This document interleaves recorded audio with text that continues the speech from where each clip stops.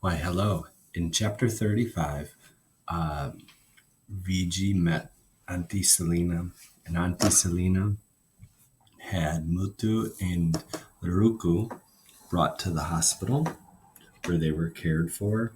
Vigi also wrote a letter home, but did not say how sick Ruku was.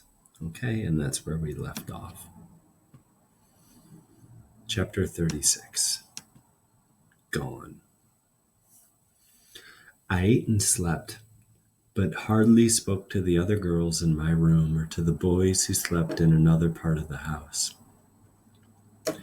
After breakfast, Selena Auntie drove me from the house where she lived, along with 2 teachers and all the children, to the hospital. There, I held your hand and told you our story, although you slept the whole time.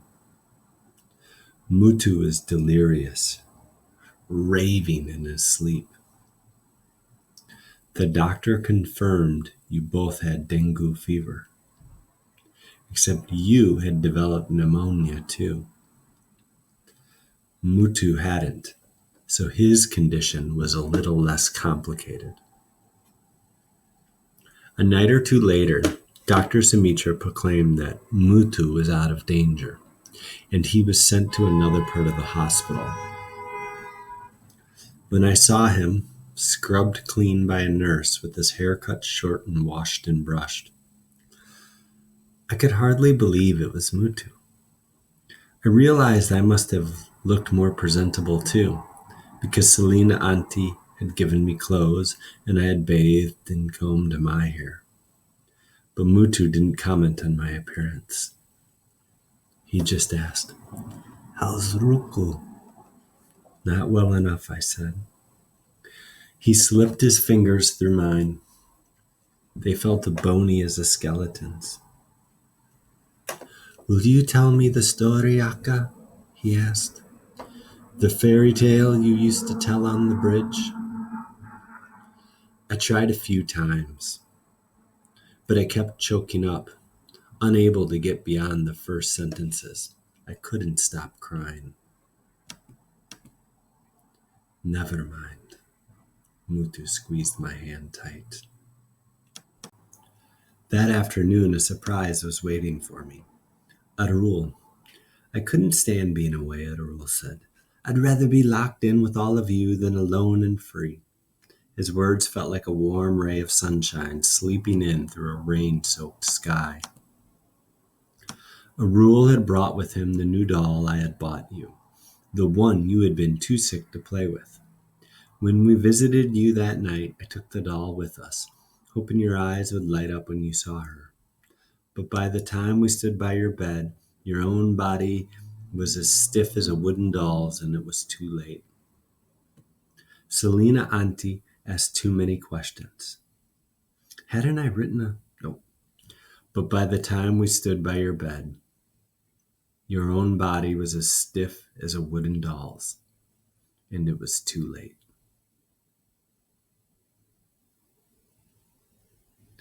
Selena Auntie asked many questions. Hadn't I written a letter to someone? Were our parents alive? Shouldn't she try to contact them?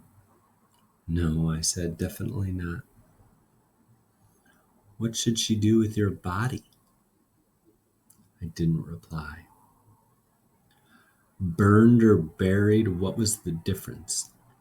You were gone. You were dead.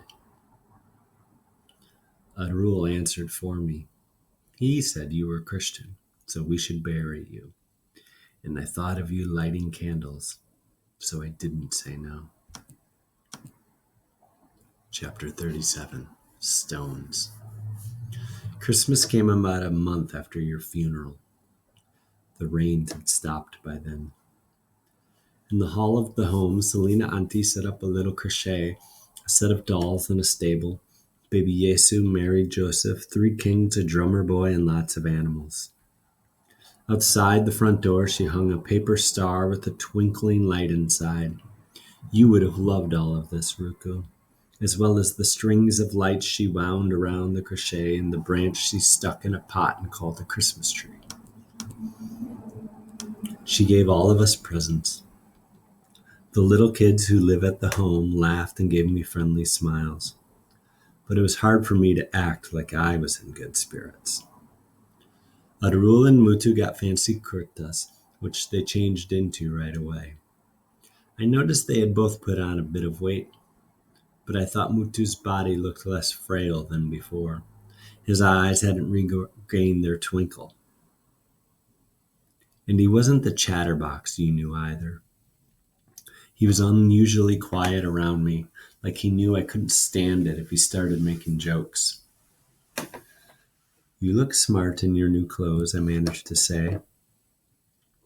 What did you get, Akka? Mutu asked. I didn't care what my gift was, but I opened the package for his sake. I got a notebook, handmade paper, and pencils made from recycled scraps. What's this for? Mutu asked. To write on, Selina Auntie said. I have no one to write to and nothing to say, I told her. She didn't respond. Not right away. But before we went to bed that night, Selina Auntie called me into the schoolroom and motioned me toward one of the empty desks. Sit, she ordered. Write. Write? I said. Why?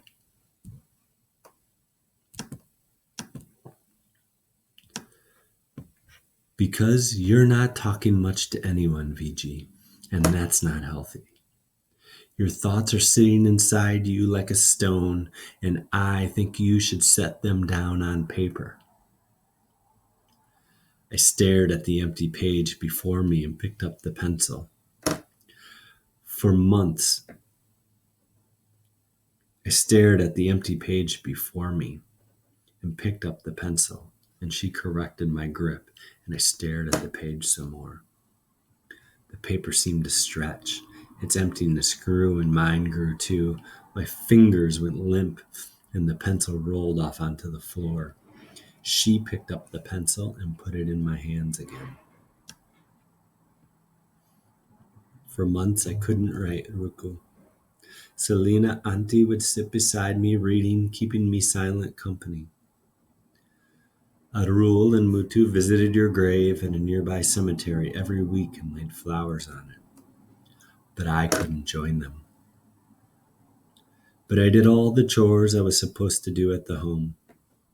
In fact, I liked doing chores, not only because it made me feel like I was not living on charity, but also because it gave me a reason to do something when I felt like a rock was sitting on my chest, weighing me down so I couldn't rise out of bed. So those are very two dark chapters. VG dies, and Ruku is left dealing with it. So for today, I have two questions for you, and you can choose either one of them. And I really, really want you to use your response ingredients today because your opinions are going to be so varied that I really want you to be able to give evidence for what you say, but you only have to do. Okay, so actually you're going to do a Flipgrid, and you're going to talk about one of two questions. You'll talk about why you think or how you think VG is acting similar to Rob from Tiger Rising after his mother died, or you will talk about why you think it's so important for Selina, or why you think Selina Auntie thinks it's so important for VG to write. Okay, so there's a Flipgrid for you, and then you just record that after you listen to the two chapters. Okay, so there's your two questions. I can't wait to see what you say. I think these will be pretty powerful responses. I know just a second ago I said it'd be written, but I changed my mind when I hit pause. So it's just a Flipgrid today. Okay, good luck.